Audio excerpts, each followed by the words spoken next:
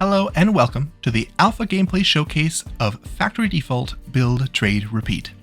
In this game, you will develop a worldwide conglomerate where you can control the entire production chain, starting from mining and farming resources, all the way to selling factory-made merchandise to the strategic market of your choice, and everything in between. Scout and exploit various countries' natural resources, workforce demands, and local markets to sell your goods.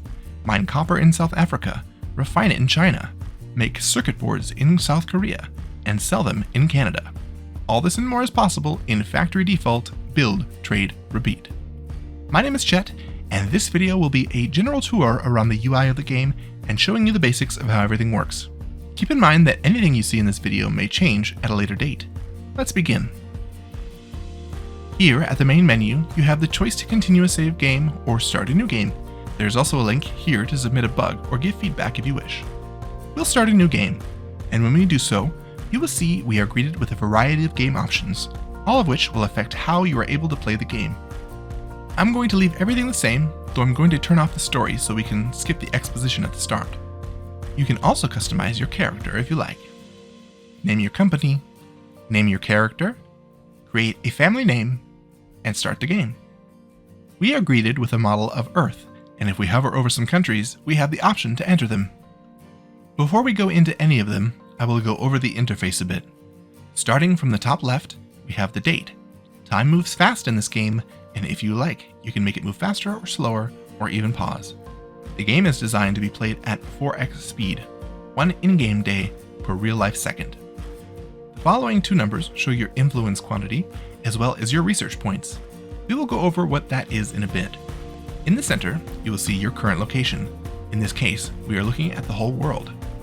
To the right of that is your money. The amount of money going in or out per day will display here, and all the way to the right will show the amount of money you have overall. Going negative is fine, but you will no longer be able to buy or sell anything until you have a positive balance again.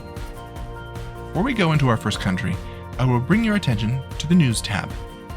This will show you anything important going on in the world that you might be interested in. You can enable or disable certain notifications in the settings. For example, we will turn on Manager Activity. You will see that every day management is up to quite a bit, even at the start of the game. They are selling some overstock to the local market, and they are getting paid. That setting can be a bit overwhelming, so I don't recommend keeping that one on all the time. At the very least, I recommend keeping the market fluctuations on, as that will be key when you are deciding where to buy and sell goods in various markets. Below that, if you enable it in the new game settings, will be some simple objectives that will show you around the game similar to what I'm doing now. Follow the instructions and you will get some minor rewards. Alright, now into some gameplay. We start the game with some starting structures, and they are located in the United States, so let's take a look there first. If we right click on the country, we get a brief summary of what is happening inside. Right now, this won't mean much, but just know that you can get some valuable info about a country without actually visiting it. Let's go in and see what we can do. When we enter any country, the Build menu pops up on the left, our inventory populates on the right, the country's fertilities on the bottom, and the country tile map is shown in the middle. All the tiles you see can be purchased and used to build on. Essentially, your goal is to generate goods and keep that money trend number green. Let me show you what I mean. Let's build a mine. A little hint first. In order to build anything in this game, you need both money and influence. I will show you how to get influence in a little bit. For now, we will grab some from the Objectives menu for completing our first objective. With our influence in hand, we now have what we need.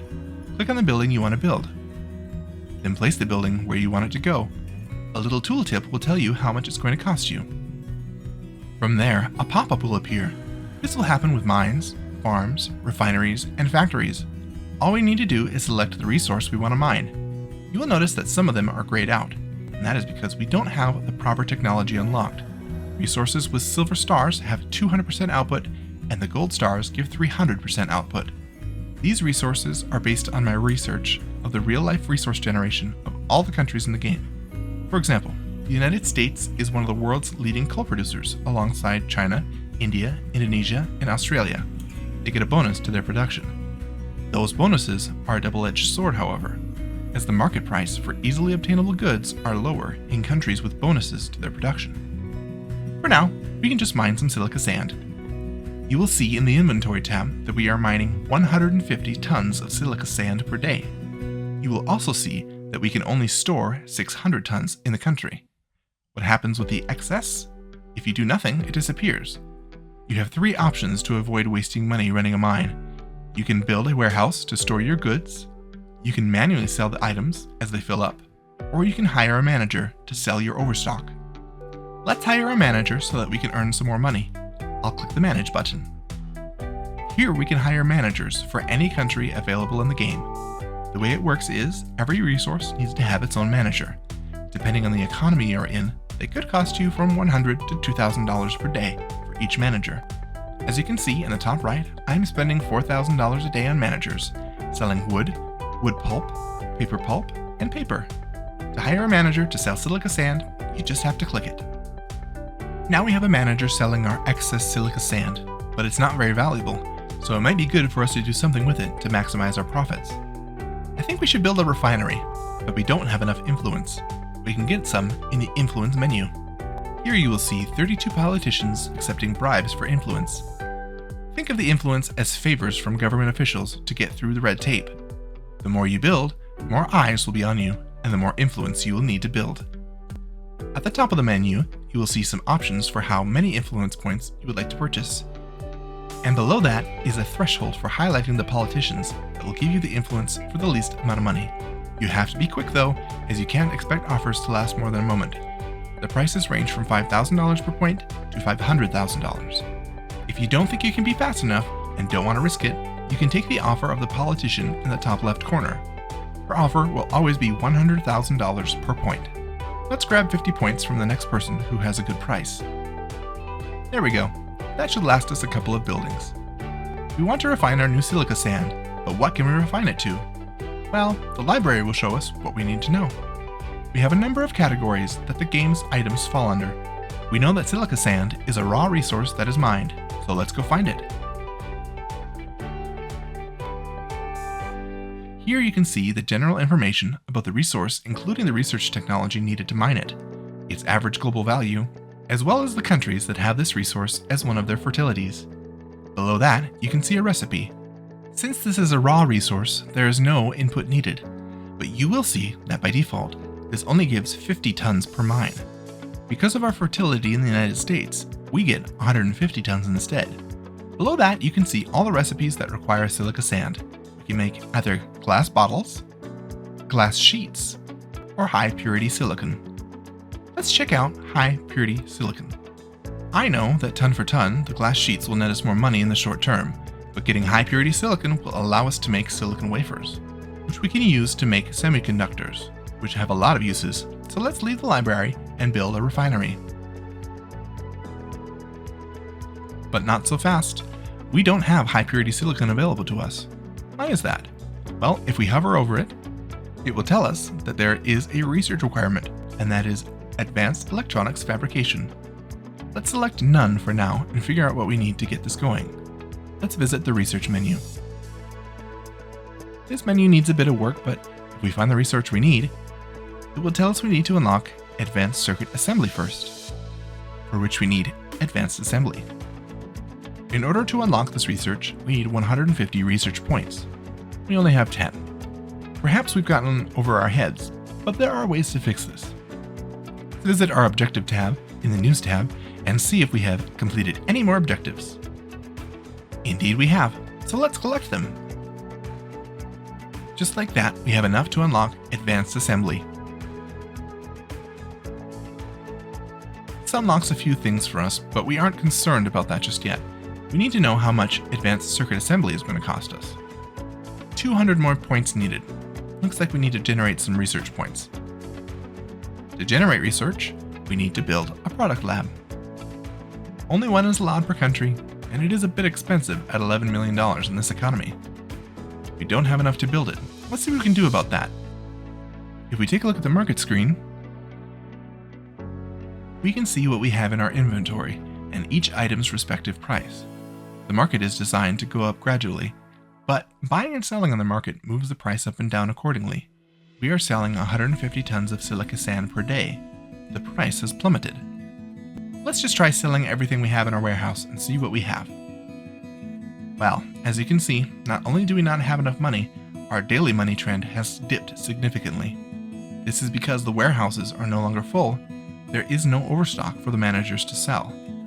The buildings are all storing their goods, but are still in irregular operation, losing the money we gained by manually selling. It will take some time for inventory to get back up to the point of turning any sort of profit on these items. That was my mistake. Well, we can take a look at the Finance tab.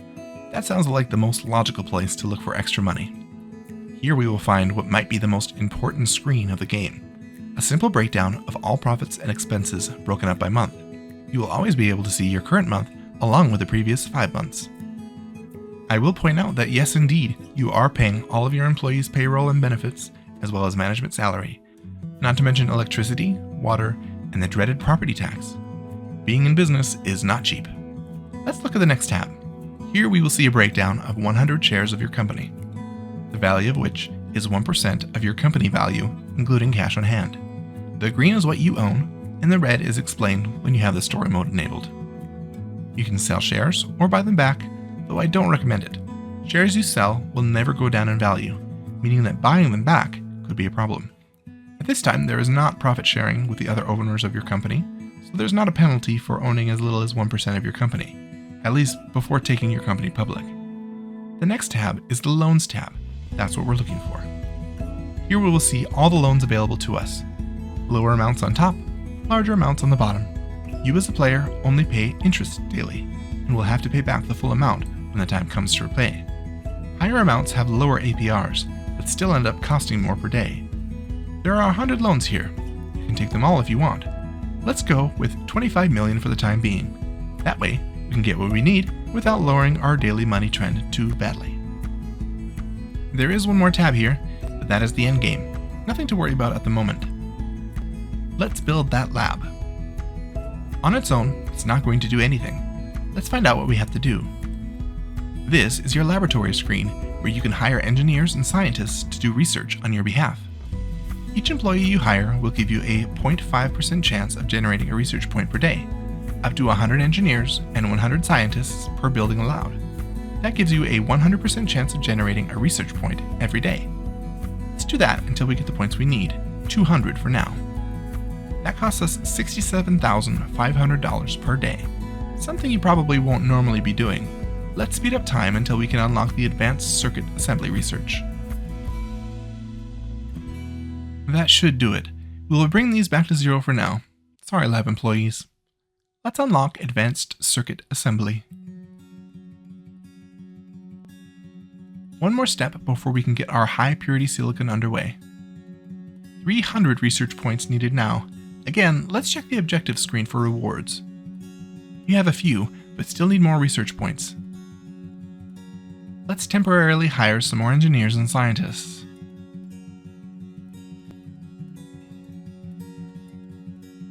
Our money pool took a beating, but we have the research points we need.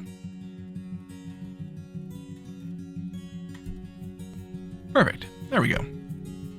Now let's start refining some high purity silicon.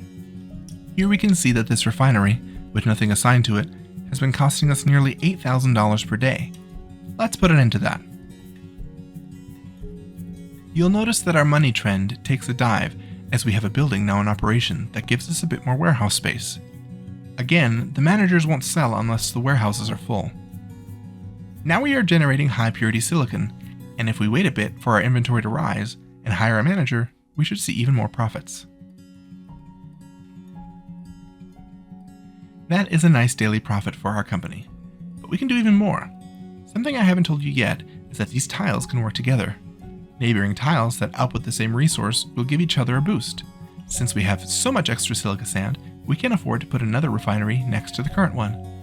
We will need to borrow some more money, but I think that's okay for the time being. You can use the eyedropper tool to copy buildings and their settings. Our high purity silicon generation shot from 4 tons per day to 16 tons per day. After a bit of shock to our warehouse, we will see further profits. Next, what we're going to do is take advantage of another country's less expensive labor and ship the high purity silicon to them to make silicon wafers and ultimately semiconductors. Before that, Let's make sure we have the research points queued up for what we want to do. We'll check and see what researches are needed to get this done. For both silicon wafers and semiconductors, we need the research semiconductor manufacturing. Let's see how much that is going to cost us. 350 research points, so let's turn on our research lab for a bit so we don't have to wait long once we're ready. Takes a chunk out of our profits, but we'll be alright. Let's build a seaport, as that is the most economical way to transport large amounts of resources. We will be able to use a container ship which can hold 20,000 tons of refined materials, but we have a problem. There is nowhere to ship it to because we need to build a seaport in our importing country to receive it. We're going to build in China.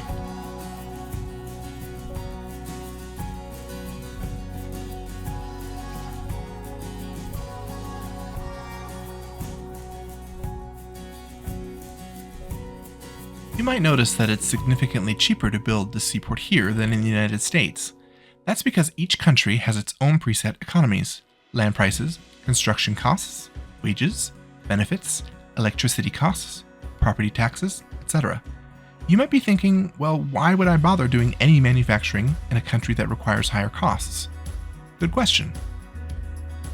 Anyway, we're going to build 2 warehouses over here so that our resources have somewhere to go when they are shipped. Let's go back and set up our export in the United States. We'll select the country and the resource we want to export. At that point, it's going to tell us a bunch of information, including travel time. This is going to take 22 days to reach its destination. We're chartering this ship, so they have to be paid for every day of use. This is going to cost $440,000 for the trip. We also have to pay some intense import tax, but no export tax. Import and export taxes will also be a factor in where you ship your goods. Some places have lower taxes than others, though most countries don't have an export tax. The numbers shown here are for a full load. If we don't ship a full load, the real numbers will obviously be lower. However, since the travel time doesn't change, the shipping costs will stay the same. It will also tell us the destination market value of this stuff if we have a full load, and how much of a profit we can make. Just simply the value minus all the costs. As you can see, we have a lot of options as to the frequency of which this gets shipped out.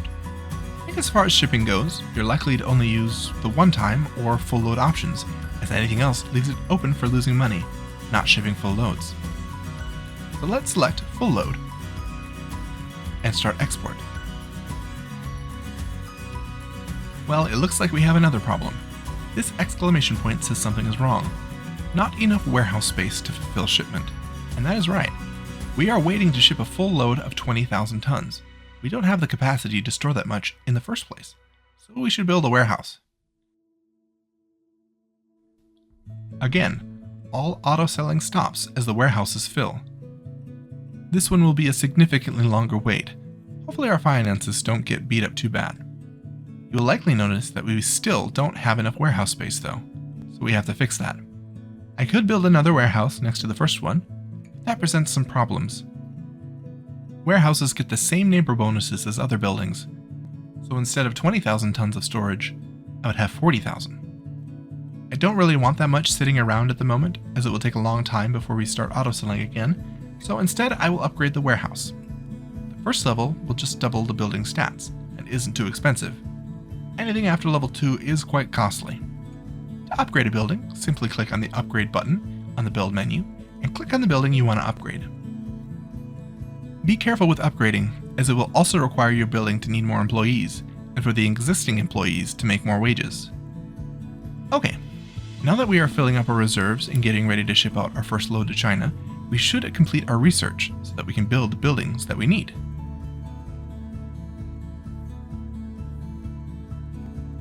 Now let's go over to China and continue the setup of our production chain.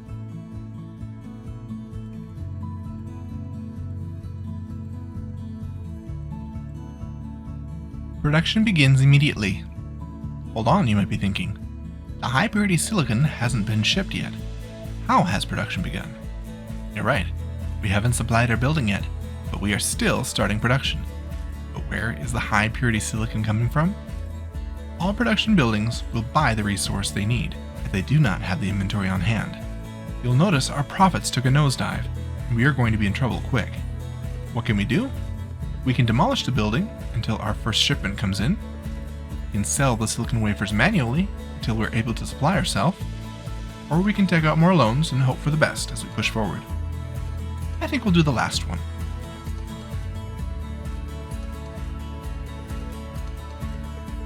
I'm going to build 4 semiconductor factories in a square. This will give all 4 of them double neighbor bonuses.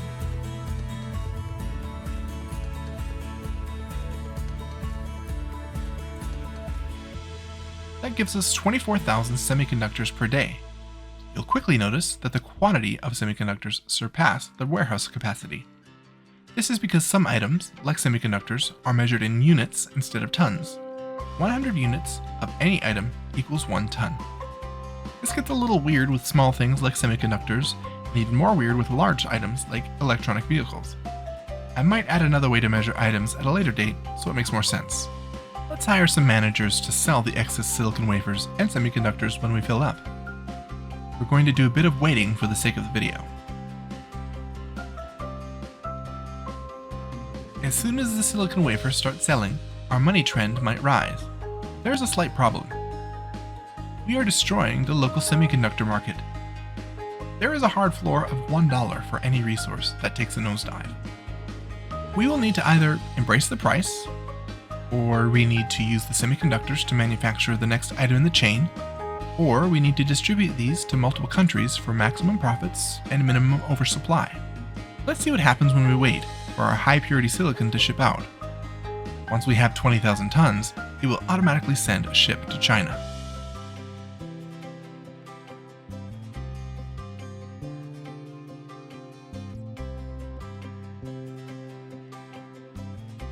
Here we go. Let's follow.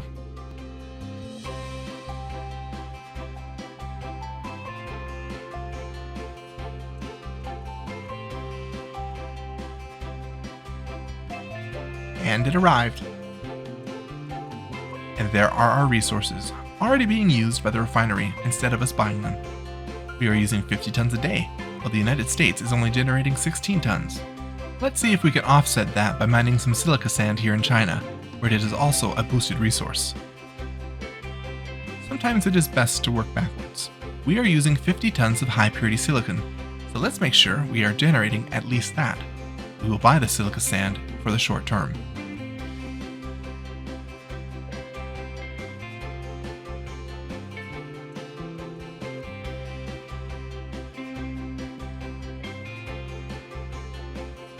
With just that, we can cut the United States out of the equation regarding silicon mining and refining.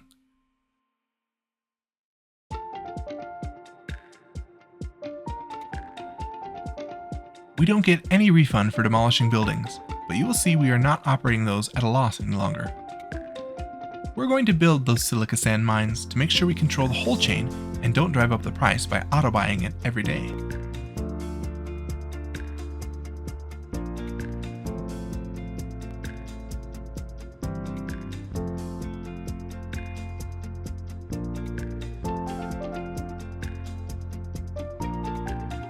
Now that we have the whole chain in one country, like we probably should have done in the first place, we can take a look at where we want to sell the semiconductors. Because there are different economy starting points and different market fluctuations that can happen at any time, the best price may be different for different players. If we just look at the manufactured products, we can get a better idea of what prices are around the world.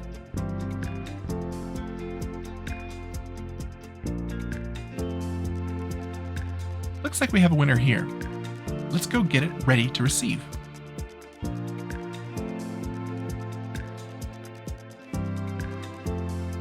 And get it ready to sell by hiring a manager. We'll return to China and set up the export.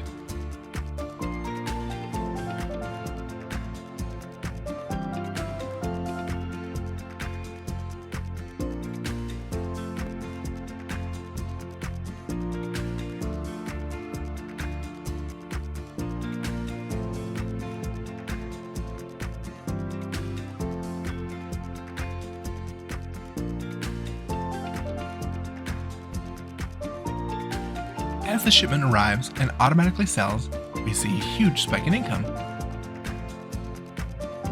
Let's see what that was.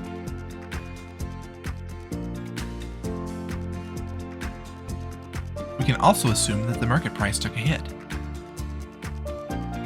Indeed it did, but that's okay for now. We should make some nice quick profits in the short term.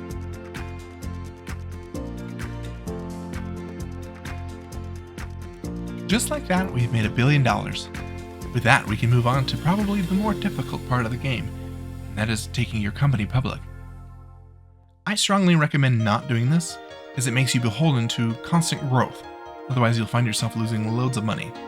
For the sake of this video, we'll do it. In order to get your company publicly traded, you need to apply for an initial public offering with an underwriter. Depending on how you are doing in the game, you may get rejected. I won't go over the specifics, but if you are rejected, you will still have to pay the fee for every application. Hopefully, you are ready. A couple of prerequisites you will need is to be debt-free and to not have any outstanding private ownership. We were approved, and our company has been split into shares based on our company value and growth potential. No matter what, your stock will be valued at $25 per share when you first become publicly traded. The only thing that changes is the volume of shares. Once we hit accept, things start moving. If things are going well, the value will start to climb. This is slightly due to the fact that no one can buy your stock until you release them to the public. Let's release 1 million shares and watch investors buy them. Shares bought here by investors will put money in your pockets, and shares sold without buyers, you'll have to buy back at whatever the price is. So this is a great way to get a bunch of cash, but if you don't continue growth, confidence in your company will fall, and people will sell, forcing you to buy back your stock at whatever value it is at the time. Every action you take in the game, building, upgrading, trading, has a positive effect on your stock price, while spending money buying resources or demolishing buildings has a negative effect.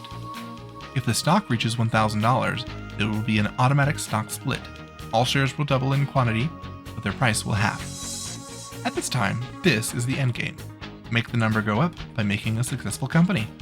Just a side note, just like items in the market, the price floor for your stock is $1. That is the end of this guided tour. Before I end the video, I just want to give you an idea of what my goals are moving forward in this game. Features I have already decided to implement include contracts. Supplying a country with a certain resource for 1 to 10 years will have a predetermined bonus involved. Auctions for bulk resources. Uncle missions.